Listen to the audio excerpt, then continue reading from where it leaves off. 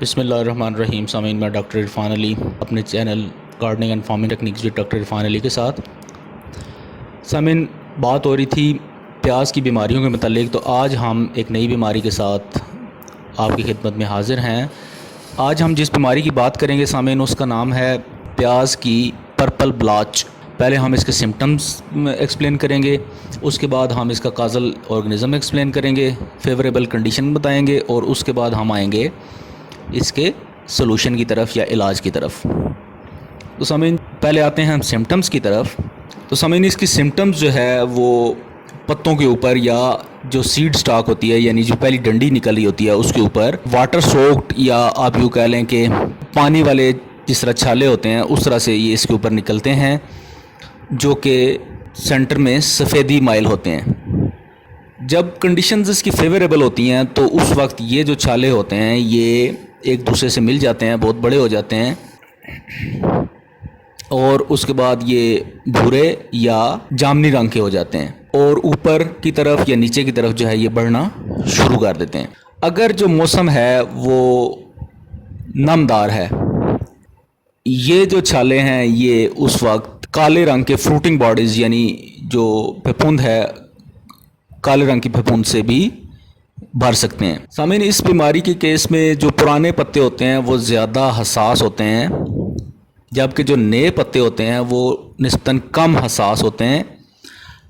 ہاں، لیکن جب نئے پتے اگر پیاز بنتے وقت نکلیں تو وہ پتے بھی اس بیماری سے متاثر ہو سکتے ہیں.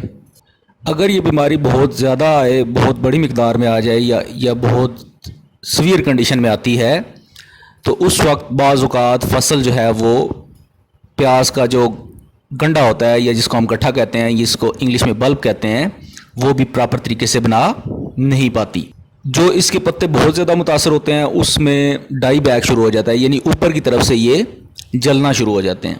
اگر یہ فنگس جو ہے یہ سٹوریج میں بھی ساتھ چلی جائے، یعنی جب آپ پیاز کو سٹور کرتے ہیں اس وقت بھی ساتھ ہو، تو یہ جو پیاز ہوتا ہے اس کے گلنے کا سبب بھی بن سکتی ہے.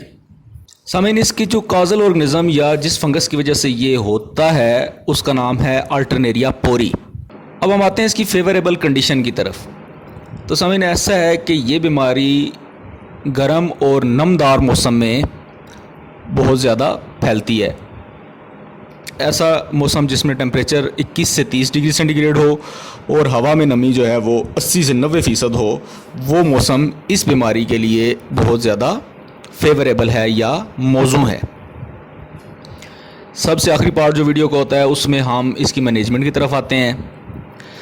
تو اس میں سب سے پہلا جو سلوشن ہے یا سب سے پہلی آپ یوں کہہ لیں کیئرنگ پریکٹس ہے، وہ یہ ہے کہ آپ ہیلدی سیڈ یا جہاں سے آپ بیج خریدیں اس کو ایسا بیج خریدیں جو کہ اس بیماری سے پاک ہو. بیج خریدنے کے بعد بیج کو ایک زہر آتی ہے جس کو ہم کہتے ہیں تھیرام سے سیڈ کو جو ہے وہ آپ ٹریٹ کر لیں. اگر خدا نخواستہ آپ کی کراپ پہ بیماری آ گئی ہے تو میں آپ کچھ دوائیوں کے نام بتا رہا ہوں، ان دوائیوں کو یا ان پیسٹی سائڈز کو آپ مائنڈ میں رکھیں. ان میں سے کوئی ایک یا دو ڈیفرنٹ کیمسٹریز جو ہے وہ الٹرنیشن میں آپ اس کو سپرے کریں. تو سب سے پہلی دوائی ہے سامعین کلوروتھیلونل. دوسری دوائی ہے روورال. تیسری دوائی ہے ریڈومل گولڈ. چوتھی دوائی ہے انٹراکول. تو سامعین، یہ کچھ ایسی دوائیاں تھیں یا زہریں تھیں جن کو استعمال کر کے آپ اس فنگس کے حملے سے کافی حد تک جو ہے وہ بچ سکتے ہیں. تو میں امید کرتا ہوں کہ آج کی ویڈیو بھی جو ہے وہ آپ کو پسند آئی ہوگی. اپنے کویسچنز جو ہے وہ کمنٹ سیکشن میں بتاتے رہیں، ہم انشاءاللہ آپ اس چیز پہ ڈسکشن کرتے رہیں گے. بہت شکریہ جی.